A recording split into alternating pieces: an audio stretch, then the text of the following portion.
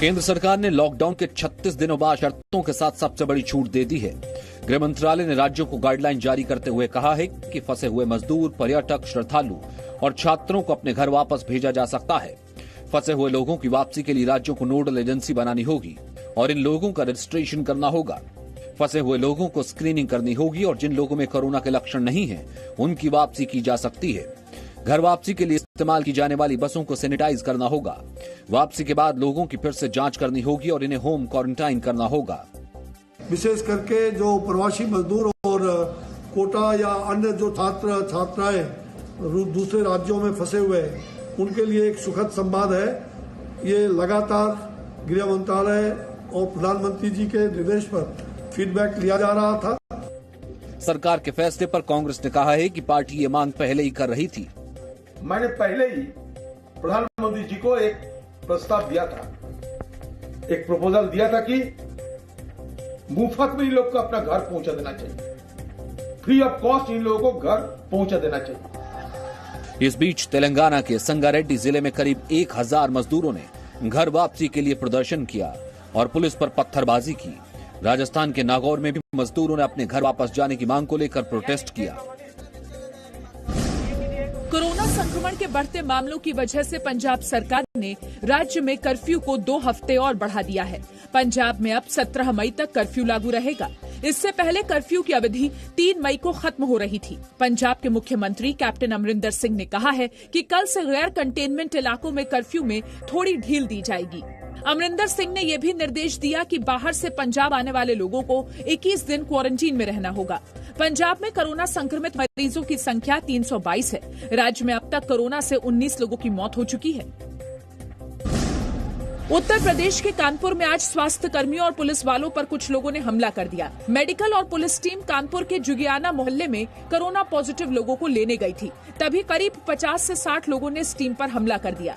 उनको आइसोलेट करने के लिए पुलिस टीम गई थी और पुलिस टीम ने उन सबको लेकर के उनको क्वारंटाइन में डाल दिया था। उसके बाद जो वहाँ पे टीम थी, तो ये लोग पीछे से कुछ नई उम्र के लड़के आए। उन लोगों ने इनके पुलिस टीम का इस बात का विरोध कर रहे थे कि इनको क्वारंटाइन में फैमिली मेंबर्स को न ले जाया जाए। उस पर उनसे बातचीत हुई, उस पर इन लोगों ने पथराव किया। इस बीच उत्तर प्रदेश सरकार ने ऐलान किया कि कोरोना वॉरियर्स पर हमला करने वालों पर कड़ी कार्रवाई होगी। हेल्थ वर्कर्स और पुलिस पर हमला करने वालों को सख्त सजा देने के लिए राज्य सरकार अध्यादेश लाने जा रही है। कोरोना वॉरियर्स पर हमला ये सीधे सीधे व्यवस्था को चुनौती देने जैसी स्थिति है और इसको किसी भी स्थिति में स्वीकार नहीं किया जा सकता। बिहार के मोतिहारी में भी लॉकडाउन के दौरान इलाके का दौरा करने गई पुलिस टीम पर गांव वालों ने हमला कर दिया। पुलिस वालों ने बाहर घूम रहे लोगों को घर के अंदर जाने और सोशल डिस्टेंसिंग का पालन करने के लिए कहा था। यूजीसी ने विश्वविद्यालयों में नया सत्र सितंबर से शुरू करने की सिफारिश की है। यूजीसी ने कहा है कि इसके लिए नामांकन अगस्त से शुरू किया जाना चाहिए। यूजीसी ने अंतिम सेमेस्टर की परीक्षाओं को जुलाई में कराने की और एमफिल पीएचडी छात्रों को 6 महीने का विस्तार भी देने की सिफारिश की है। विश्वविद्यालयों से कहा गया है कि इन छात्रों का वाइवा वीडियो कॉन्फ्रेंसिंग से कराया जाना चाहिए। यूजीसी ने एक अहम सिफारिश हर विश्वविद्यालय में कोविड-19 सेल का गठन करने की भी की है। कोविड-19 सेल छात्रों के सत्र और पढ़ाई से जुड़े मुद्दों पर फैसले ले सकेगा। देश में कोरोना वायरस से मरने वालों की संख्या 1000 के पार हो गई है। देश में अब तक 31,787 कोरोना संक्रमित मरीज हैं। कोरोना संक्रमण से अब तक 1008 लोगों की मौत हो चुकी है। वायरस के संक्रमण से 7,797 मरीज ठीक हो चुके हैं। पिछले 24 घंटों में कोरोना के 1,813 नए केस आए हैं। पिछले 24 घंटों के दौरान 71 लोगों की मौत हुई है। कोरोना के खिलाफ लड़ाई में केंद्र सरकार ने सभी मंत्रालयों को नया सुझाव दिया है। सूत्रों के मुताबिक केंद्र सरकार ने कहा है कि सोशल डिस्टेंसिंग की जगह फिजिकल डिस्टेंसिंग शब्द का इस्तेमाल किया जाए। ये फैसला प्रधानमंत्री के 2 गज की दूरी बरतने के मैसेज के बाद लिया गया है। सोशल डिस्टेंसिंग से समाज से दूरी बनाने का संदेश जा रहा था, जबकि इस शब्द के इस्तेमाल का मकसद एक दूसरे से दूरी बनाने का संदेश देना था। देश के 31,787 कोरोना केस में से 20,000 से ज्यादा मामले सिर्फ 5 राज्यों के हैं। महाराष्ट्र में कोरोना के सबसे ज्यादा 9,318 मामले हैं। यहां कोरोना से 400 लोगों की मौत हुई है। गुजरात में कोरोना के केस बढ़कर 3,774 हो गए हैं। गुजरात में कोरोना से 181 लोगों की मौत हुई है। दिल्ली में कोरोना संक्रमित लोगों की संख्या 3,314 है और यहां 54 लोगों की मौत हुई है। राजस्थान में कोरोना संक्रमण के मामले बढ़कर 2,364 हो गए हैं। यहां 51 मरीजों की मौत हुई है। उत्तर प्रदेश में कोरोना मरीजों की तादाद 2,115 हो गई है। राज्य में 36 लोगों की मौत कोरोना से हुई है। दिल्ली की सबसे बड़ी सब्जी मंडी आजादपुर के 14 कारोबारी कोरोना संक्रमित पाए गए हैं। दिल्ली के स्वास्थ्य मंत्री सत्येंद्र जैन ने कहा है कि आजादपुर मंडी के जिन इलाकों में कोरोना के मामले सामने आए हैं उन्हें सील कर दिया गया है। देखिए, वहाँ पे प्रॉपरली डिसइंफेक्शन किया जा रहा है। जिस जगह पर जो वो पाया गया पॉजिटिव पेशेंट, उसके साथ दुकानें वगैरह सील कर दी गई है। प्रॉपर डिसइंफेक्शन किया जा रहा है, सोशल डिस्टेंसिंग का ध्यान रखा जा रहा है और जो भी इसके अंदर प्रिकॉशंस लिए जा रहे हैं।